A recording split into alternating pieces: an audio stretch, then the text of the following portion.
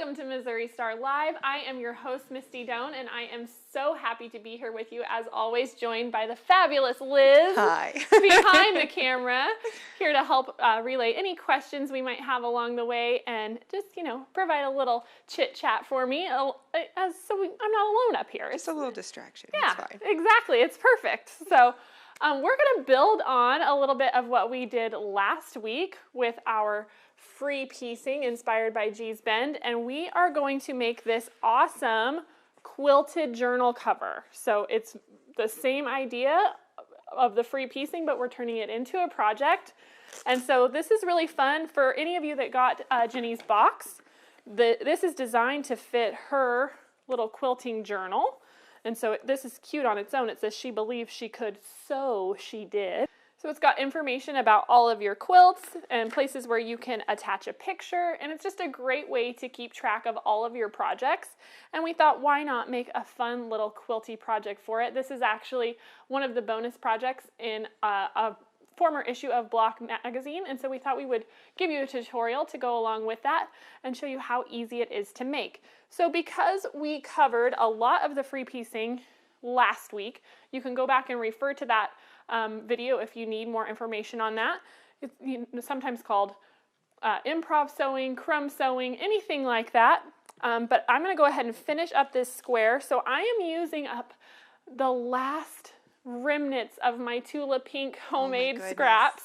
And so I know if you're like me, you have been saving these, but these are made using scraps. I want to make that very clear.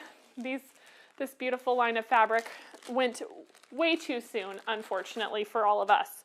But let's just go ahead and finish up this corner. So let me just pick some pieces here. I think I'll start by sewing this one. That looks like it will fit nicely. And this is a great tip, too, because you can use scraps from any of your projects. Exactly. It doesn't even need to be a coordinating line. This is a project that would be really well suited to just anything scrappy. So I've sewn that on there, and I really think that's probably going to give me what I need. I was thinking I would put another piece on, but I'm just going to go ahead and press that back now. And then we can trim this off so it's nice and rectangular. Oops, now seeing this, I might need to add one more piece. We'll see once I trim both sides. So there's that. Oh, I think it's going to be close enough. And that. All right, so you can see I've got the little corner missing, but we're going to trim this down at the end anyway. Okay, so we're looking for a piece that is going to finish up about 14 3/4 by 9 1/4. That's what we need to trim this down to. So as long as your improv piece is larger than that, you're going to be good to go. And so the next thing we're going to do is we're going to go ahead and quilt this. And so if you look in Block magazine, the version that they did, they used lots of cute little decorative stitches, and it's a great opportunity to use those stitches on your machine. That's right, we're always looking for that chance to bust those out, and you can use multiple thread colors and go nuts with it. And it is really, really cute, but I want to make this as easy as possible, so I'm going to do very minimal quilting on this. Okay. I actually have already fused my backing piece to a piece of fusible fleece. And so I've cut this at 12 by 17, both the fusible fleece and my backing fabric. And I've gone ahead and fused it to the fusible side of the fusible fleece. And then I'm going to go ahead and use my handy dandy Quilter Select.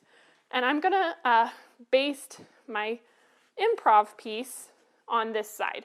So if you remember, this is just that sprinkle powder. So I'm just going to lay this on here. I'm going to start by folding one side back and just sprinkling some of this on. Just like so, and then I can press this back with a nice hot iron. And that just activates that glue powder. Exactly, and it'll hold everything in place for us. And one thing we get asked often is, does it smell funny? It does not, okay. Which is one of the things I love the most about it, because any of that spray-based that we work with traditionally has a really strong smell, and I just don't like to work with stuff like that. I find it to be a little overpowering. Sometimes gives me a headache, which is why they say to use it in a well-ventilated area. True. But it's just not my favorite. And so I have really loved this, especially for small projects, because it works great. And a little bit goes a long way. And like Liz said, when you hit it with the heat of the iron, it activates that powder glue and just holds everything nicely in place. So I'm just making sure I've got everything down where I want it. And I think that turned out great. And so you can see here, this is fused beautifully. If you want to add some top stitching, use those decorative stitches, this is now when you would do it. I'm going to actually skip that step, and I'm just going to show you guys the construction because this is now all fused together, and it's just going to act like a nice thick piece of fabric for us. So let's just trim this down so that it is ready to go. And so remember, we're looking for that 14 3/4 by 9 1/4. So I'm going to start by straightening this first edge.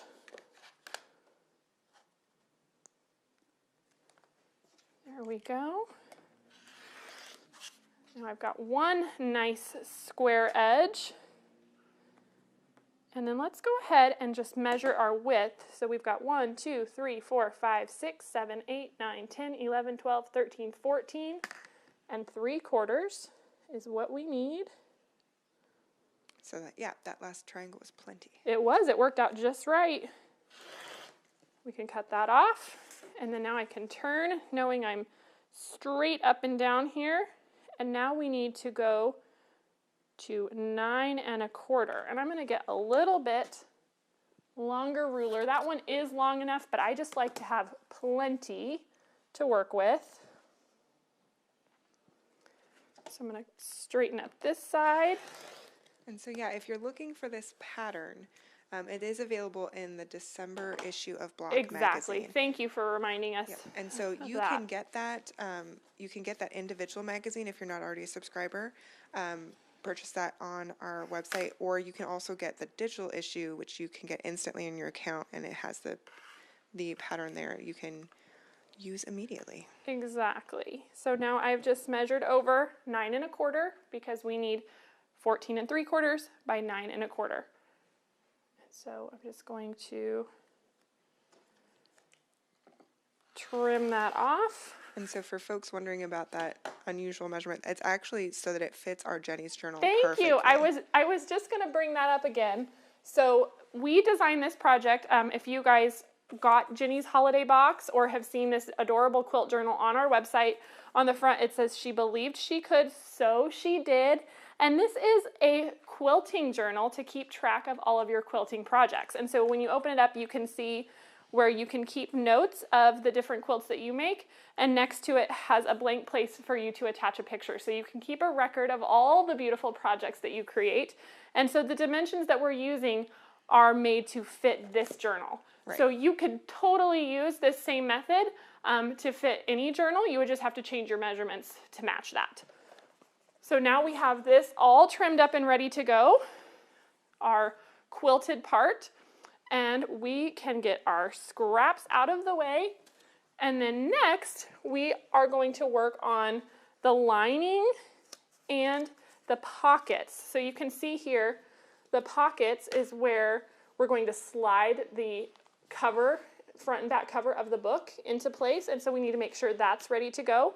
And so that lining piece, and it's important to keep this in mind, I guess, it looks like this is the same piece, but because of how we're assembling this, we actually need a separate lining piece. So you could use any fabric you want here, any scraps, because it's not actually going to be seen in the finished project, which, you know, is important to note, because you might have a piece of fabric that you just hate and you never think you're going to use. Well, put it right there, because inside your journal cover. It serves its purpose. That's right. So we've cut our lining piece the exact same size that we trimmed down our front, which is that 14 3/4 by 9 1/4.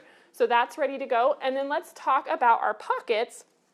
We need 2 of those, and we're going to cut 2 9 1/4 by 5 3/4 pockets. And I've got one of them already made, and of this other one, you can see here, I just take one edge and turn it down 1/4 inch, and then again, and we're just going to give that a nice press along the top. And then we're going to top stitch this at the machine. So let's go ahead and do that. Yep. And as you did that quarter-inch turn, that doesn't have to be perfect quarter-inch. No, Yep. I'm just eyeballing it. The important thing is to just make sure you're even on both of your pockets, because you want your pockets to be about the same size. But even then, they're going to be on the inside, and nobody's going to judge you if they're a little bit off. If anybody gets out their ruler to check your pocket size, they're not your friend. They are not. And so there we go. We've got those two ready to go now. And so let's go ahead and start laying this together. So I'm going to give this a press. Remember, this is my lining fabric. Give that a nice press really quick.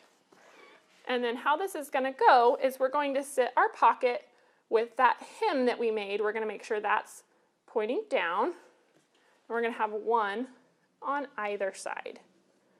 And I'm going to go ahead and put a few pins in here just to make sure everything will stay where I need it when it comes time to sew all of this together. But you're putting those pins far enough away from where you're going to sew that you won't go over them. Exactly, because we're going to sew around the edge, so I'm just making sure that they're more towards the middle, but I don't want to run the risk of this shifting. You could absolutely baste these in place with a nice big stitch on your machine if you wanted, but I just prefer to pin. So that's what I'm going to do. So there is that. And let's do a couple more out here. Just because when it comes time to sewing this together, we don't want to have anything flip or turn where we don't want it. So that is good for a moment. We can let that set there. And then let's talk about a couple of other things. On this, you will notice there's a little pocket on the spine of this cover where we can put like a pin to keep handy. So let's talk about that, because we're going to add that to the cover before we sew everything together. Okay. So for that, you need a 2-inch by 6-inch rectangle of whatever fabric you desire. And I have gone ahead and done this, but you're going to press your two long sides and your bottom side a 1/4 inch in, and then your top side you're going to do just like we did on the pockets and turn that twice, because that's going to be the side that remains open. And so I've turned down that top edge twice, and I went ahead and starched and pressed this so it stayed nicely in place where we want it to stay.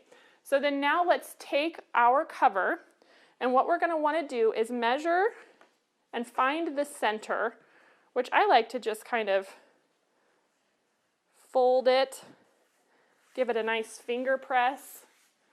And because we've got this fusible fleece in here, I can actually see this crease really nicely that I just put in place. I don't know if you guys can see it. And then we're going to measure up 1 inch from that center line. So just check that with your ruler, inch and 1/4. You just want to make sure that you're up enough from the bottom so that it's not going to get caught in any of your seams.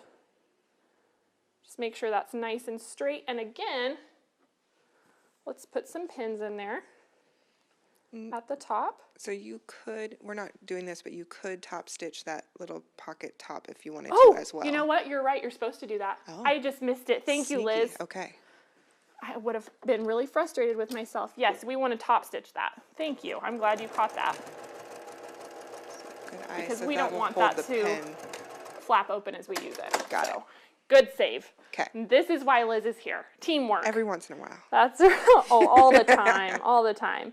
Okay, so now we have that top stitch down, and we can pin this in place, just like I said, about 1 inch up from the bottom, right in the middle.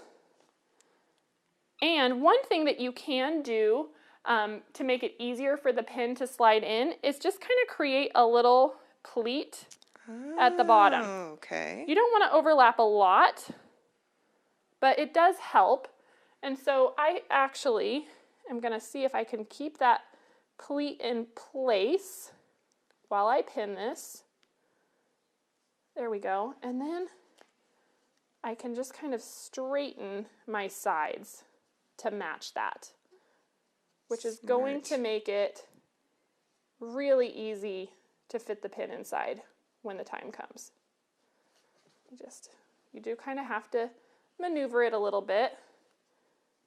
We're not actually making a pleat on the top. We just want to leave a little gap there. for it to open, and so that the pin can slide in simply.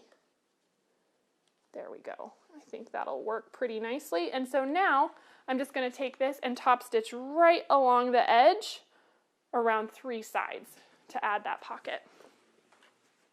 And you do want to back stitch when you start and stop.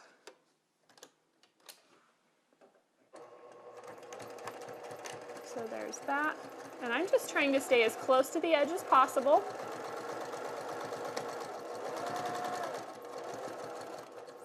And I'm going to keep my needle down when I get to this corner at the bottom. And I'm going to go ahead and pull out this pin where I had the pleat and just pivot. And I'm keeping my finger there to make sure that that pleat stays in place. If you have a stiletto or something to hold that down as you go, that would be great. But I've got my pleat coming up far enough that I can really hold it in place and keep my finger out of the way. So just make sure that you do that. Just take your time across there.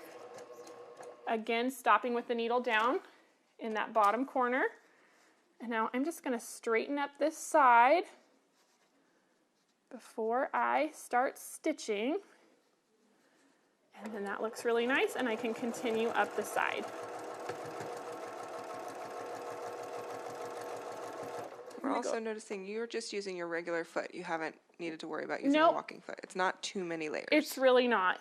And I went ahead and pulled that pin out. It was just a little close for me. And then again, we're going to back stitch at the other end of that. And so now we've got this great little pouch. You can see how this kind of sticks out, and our pin can just slide right in there. So that part is ready to go. And then now one more step. There is a little Velcro closure that we want to make. So we've got here a 2.5-inch square of fabric, and I've gone ahead and pressed it right sides together. And we're going to sew in an L, so along one long side and one short side. So let's go ahead and do that with just a 1/4-inch seam.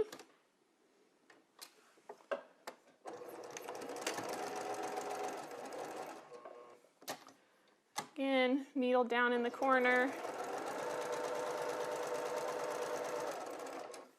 There we go. And I'm going to go ahead and trim off these corners just to get rid of some of the bulk.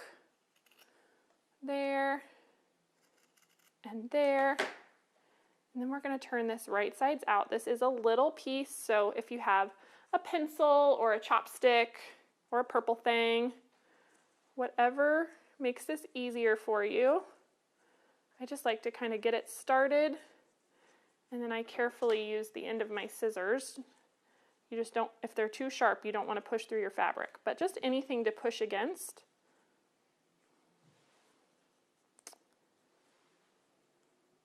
There we go. Just have to take your time on this one.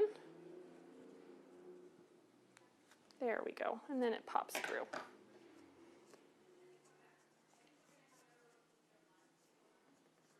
There we go, and then we can go ahead and press out those little corners.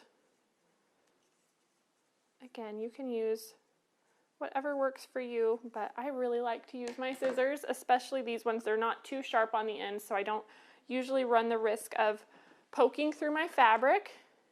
So then we can just give that a nice press. There we go.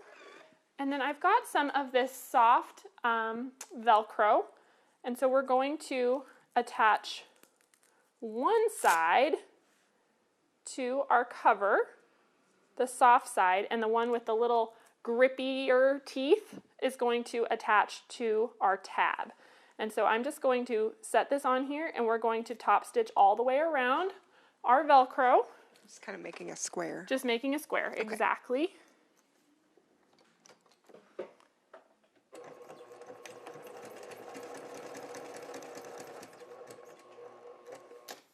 There we go.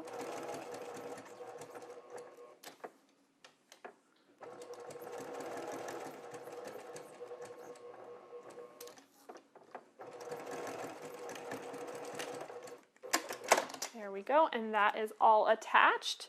And so now what you have to keep in mind is we want to make sure that we're attaching things on the right side, so when it all comes together, this tab is actually going to be on this side of the back. So I'm going to go ahead and put a pin in here just to remind me. And then the other side of my Velcro needs to be in line with that on the opposite side. That's how you line it up. Okay. Yes, and so I just kind of use my ruler, and you do want this to be centered. So remember, we're working with that 9 1/4 measurement. So that means we need, what is that like? So somewhere in about the 5th inch. Exactly. So we're 1, 2, 3, 4, 5. It's basically right lined up between that 4 and 5 inch mark. And so I'm just going to go over here and do the same thing. Just bring this down a little bit, but I am going to make sure that this is in far enough from the edge that once I top stitch, I can still catch it and I'm not getting the Velcro in my seam. So I'm in about a 1/2 inch from the edge, just to be safe. Okay. And so this is, I'm going to now top stitch all the way around. Just like you did on the tab. Just like we did on the tab, exactly. Just holding that in place. You can pin if you want. It's just such a small piece. Sometimes the pin it only helps you from your table to your sewing machine. So as long as you can hold it in place, you'll be fine. There we go, and pivot.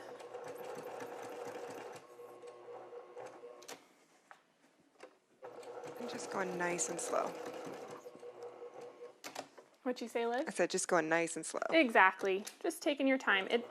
I'm not having any trouble at all stitching through it if I just go nice and slow. All right, and then I'm just going to trim my thread really quick. There we go. And now that we have this in place, we have our pockets ready to go, we can go ahead and sandwich our layers together. And so we're going to do that by taking our lining with the pockets. Remember to be careful because we do have some pins in here. This is where, if you don't want to worry about that, basting would be really helpful. And we're just going to line these up, just like so. Remember, I've got the tab going inside. You know what? I need to make sure. I'm going to triple check this before I sew it. Yes, we want the Velcro part to be facing up. So just make sure that you have the Velcro up, not down. And then we have everything else ready to go. Make sure you don't have any pins close to the edge where we're going to be stitching. And then I'm just going to place a few more pins in here to keep everything lined up. And this is where, if you feel the need or you know your machine struggles with layers, when you're sewing all of this together, this is where that walking foot could come in handy. Okay. I'm not going to use it. I didn't find the need. Again, just take your time and go nice and slow. But it's a good tip if it's something that does Exactly. get in your If way. you find that you're struggling with it, just use that walking foot. And so I'm actually going to put a few pins down here at the bottom because we want to leave about a 3.5 inch opening as we're top stitching this so that we can turn this all right sides out. So I'm going to put one pin here just to remind me. And then I'm going to measure over about 3.5 or 4 inches. And that will remind me to stop on the other side. And put one more pin here. I feel like with projects like this, pins really are your friend. You just don't want things shifting. Yep. Okay, so now we can take it to the machine. I'm going to start here at that first pin on the bottom. And I'm going to go all the way around with my 1/4 inch seam. And I am going to back stitch at the start and the stop.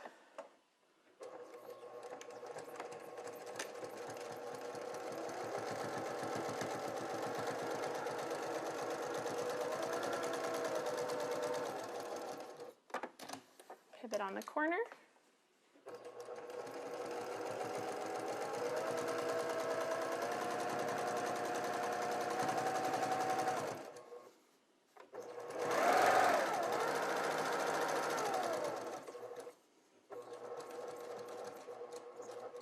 You can see, even with all my pins, my fabric is shifting a little bit. That's okay. I'm really just watching underneath to make sure I'm still covering all of my edges. It's going to turn out just fine as long as we make sure we're still catching all of our layers.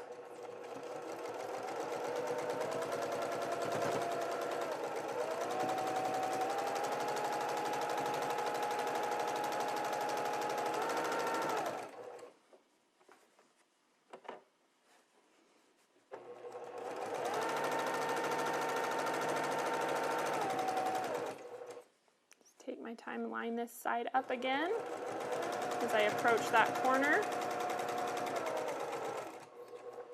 Needle down and pivot.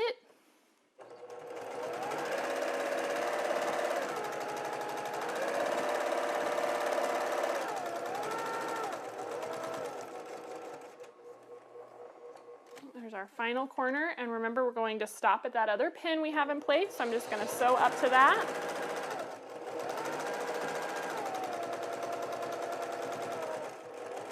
And stop before I get there and back stitch. And then now I can pull these pins out. And you'll just be careful when you reach in because you know there's still more pins in there. Exactly, okay. Exactly. Yep, we don't want to poke ourselves. And actually, before I turn it, I am going to clip these corners and clip off some of this bulk. Okay. So that everything turns really nicely. So I'm doing the corners themselves. Careful not to trim through your threads, obviously. So I'm going to go ahead and do all 4 corners. And then I am going to come back and just kind of skinny these up a little bit, which I just kind of cut a V out. Okay. You know, just to get rid of some of that bulk on our corners. Kind of grading it a little bit. Exactly. This just makes it easier to turn. Okay.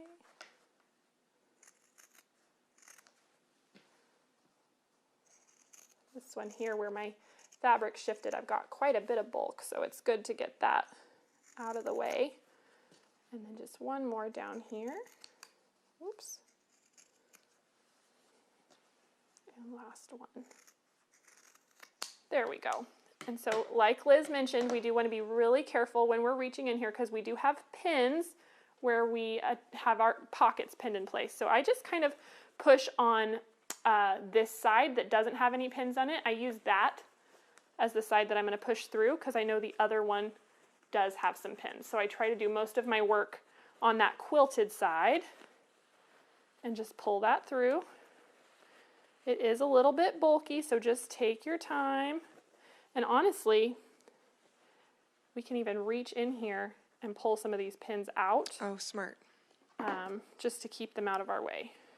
I'm going to actually take the time to do that because I don't want to run the risk of poking myself. And they're easy enough to grab because we've left that nice big opening. Right. We only want to joke about blood, sweat, and tears. Yeah, that's right. We want to avoid that as much as possible. So I can just reach in, grab those pins. There we go. Just a couple more in here, it looks like. And then I don't have to worry at all when I go to turn the rest of this. It is kind of tricky because you have those pockets in there. You have to get inside the pocket to get the pins out, but it's safer that way. Now we've got all those pins removed, and so I can really just start turning this. There we go. Don't have to be quite so careful as I turn it. Nice. There we go. Press this inside, just like so. Oop, there was one pin hidden with our tab, but it didn't get me, so we're okay.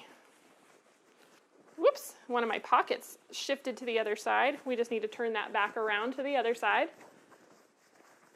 No worries there. And then we're just going to poke out all of our corners. Again, this is if you have a chopstick or a pencil or even just your finger. You just want to get those corners as sharp as you can. Just like so. Take your time with each one. And that's when, you know, trimming off the bulk in those corners, that really makes all the difference. And then you can see that is the essence of our project. We're going to give this a press so that everything lays down. Just like so. So good. And then we're just going to whip stitch by hand that opening that we have from turning this. So we can just kind of tuck our ends in And with a hand needle, we can just go through and stitch that up. And you've got this great little quilted journal cover.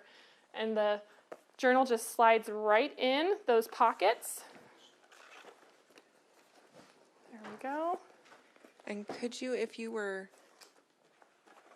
unsure about the whip stitching, could you top stitch all the way around? You absolutely could. You know, honestly, top stitching all the way around would give it a really beautiful finished edge. You just want to be really careful that your top stitching doesn't get too wide, because you have some extra room here in the pockets, but you can see it does fit. It fits pretty tight, so you would have to be really, really scant on that top stitching. But that's totally possible. And honestly, if that's the option you want to go with, I would just add a 1/4 inch all the way around, and then you'll have plenty of extra room to do that top stitching when you make this project. So it's super quick and easy. I hope you guys enjoy this. It's another great way to use up scraps and also keep an awesome record of the beautiful quilts that you create. So have a happy time stitching, keep making things, and we will see you